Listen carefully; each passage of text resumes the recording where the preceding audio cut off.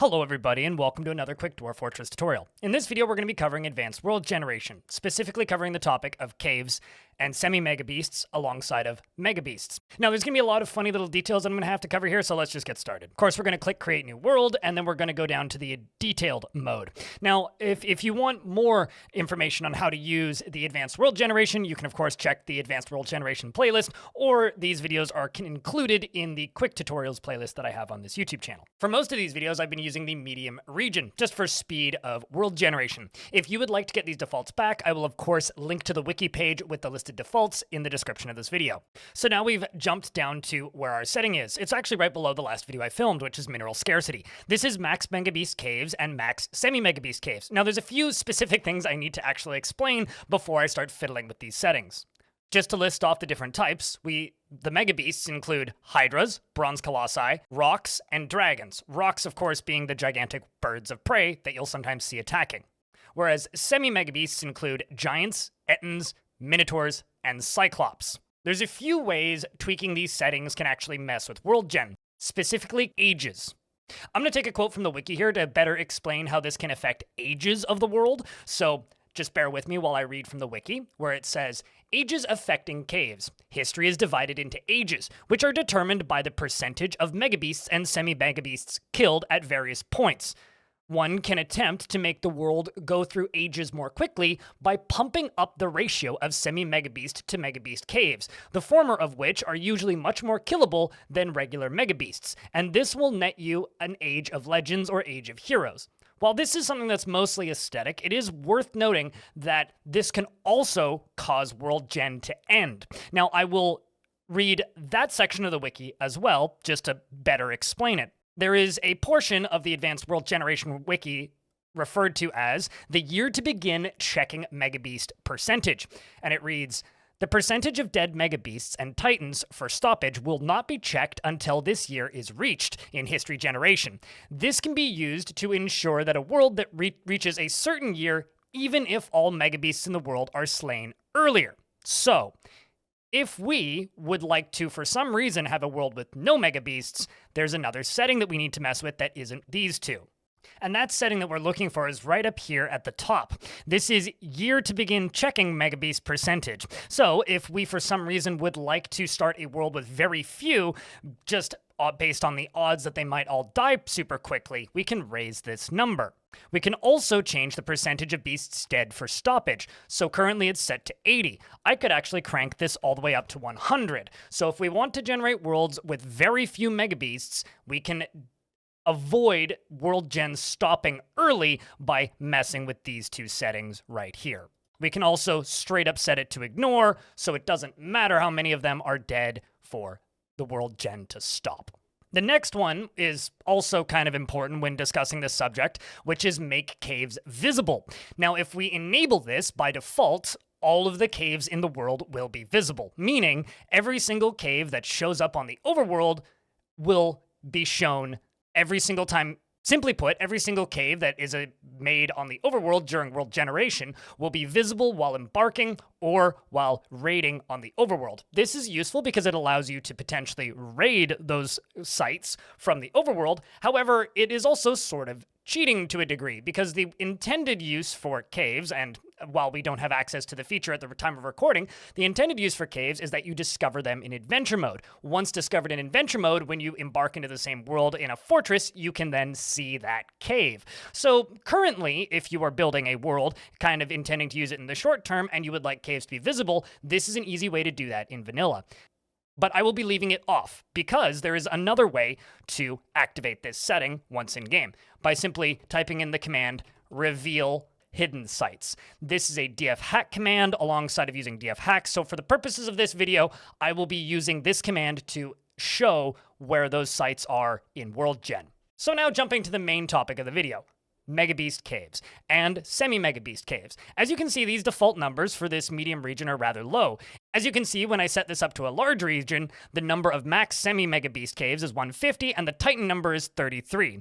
If I set this down to a pocket region, it's simply set to 1 and 2, making the pocket worlds appropriately tiny. So what I'm going to do is I'm going to generate two worlds. I'm going to generate one like this that's completely default, and then I'm going to generate another one with our increased settings. And what this is going to do is it's going to show the difference in the legends of the number of creatures. So let's get to generating the default settings first. So 13 rejections, nothing crazy. As you can see, the world is now generating. We're just going to let this run all the way up to the year 100. All right, so now we've jumped back to the same settings in medium region, and let's increase those numbers a little bit. So the defaults are max Megabeast caves, 18, and max semi-Megabeast caves to 37. Now, of course, this changes based on the size of map that we run, with large regions defaulting to 150 and 75 respectively, and pocket regions defaulting to 1 and 2. But we are editing the medium region, as I do for all of these tutorials, so let's edit this up, well, lot. Now keep in mind, when you are increasing these numbers, you could cause the extinctions of many factions early on, because factions are very weak, and a single Colossus could pretty easily show up and completely annihilate the entirety of a faction. So just kind of keep that in mind when you're turning these numbers up. But we're going to set it to 1,000 Megabeasts and 5,000 semi-Megabeasts. And let's see if we can generate a world of Titans. Now, something that I find when generating worlds with lots of Titans, it tends to take a lot longer to save and also tends to take a lot longer to actually generate the world. These numbers are a little bit low, but while I was experimenting before I started recording, I did encounter a world that actually straight up refused to save, and it ended up eventually crashing the game. Granted, I turned the numbers to almost the maximum, so I guess I got what I deserved. We've now hit the year 100, and I'm going to click Use World Now. Now that the game is done its saving process, I'm going to type in Reveal Hidden Site. As you can see, this exposed not 1, not 2, but 5,921 sites. Let's dive into the world and see what we can encounter. So starting off looking at legends, we're just going to look at historical figures, and I'm going to scroll down a little bit. So as you can see, in legends, normally this area ends pretty quickly, and you run out of these historical titans. But if I actually start to scroll down in here, you can see dragon, rock, dragon, hydra, and all of these are still alive. None of these are dead. Now, what will often happen in world generation is a lot of these bigger creatures will just simply be dead before the game even starts. Now, it's going to be hard for any factions to live particularly long, so let's see how many of them are still around. Although it is letting me embark, and it didn't break world gens, so this world is playable. There are things alive here. Now, since I've used the Reveal Hidden Sites command, all of these locations are visible to us. We can now choose between one of two dwarven factions, which are surprisingly not all dead. Now let's just check on legends for that other world that I generated, just to see some differences in the number of creatures that are generated from the defaults versus this absurdity. So now I'm in Legends for that world I generated before, and if I scroll down through here, you can see we have a couple of rocks, one living dragon, or actually a male and female living dragons, but most of these creatures are already dead. Now, it's going to be a lot more doable to embark in a world like this because you're not going to get slammed by as much stuff. Of course, very quickly, these Megabeasts and Titans become or Megabeasts and semi-Megabeasts, rather, from this menu just become Forgotten Beasts, which are generally much more long-lived and easier to encounter, whereas most of our Megabeasts are already gone. In fact, Hydra, Dragon, Colossus, Hydra, and Dragon Bronze Colossus and a Hydra and a Rock are already dead, as well as one of the male dragons, meaning literally all that's left is a Rock, a Bronze Colossus, a Rock, and a Bronze Colossus, and of course, that breeding pair of dragons. Good luck actually catching those because they're probably on opposite ends of the world. And now we're going to try generating a world with very few Megabeasts. So in order to do this, the first thing I'm going to do is we're going to go to this setting we talked about at the beginning. This setting that we need to change is percentage of beasts dead for stoppage. We're just going to set this to 0, which, as I understand it, sets it to ignore, meaning it's not going to stop world generation when the number hits 0. If I understand how this is working correctly. If I'm misunderstanding this, please let me know in the comments section and I will pin the first person to correct me. Now we're back at our caves setting. Max Megabeast caves, max semi-Megabeast caves. Let's generate a world with 1 Megabeast cave. Let's also generate a world with 0 semi-Megabeast caves and see what the world gives us.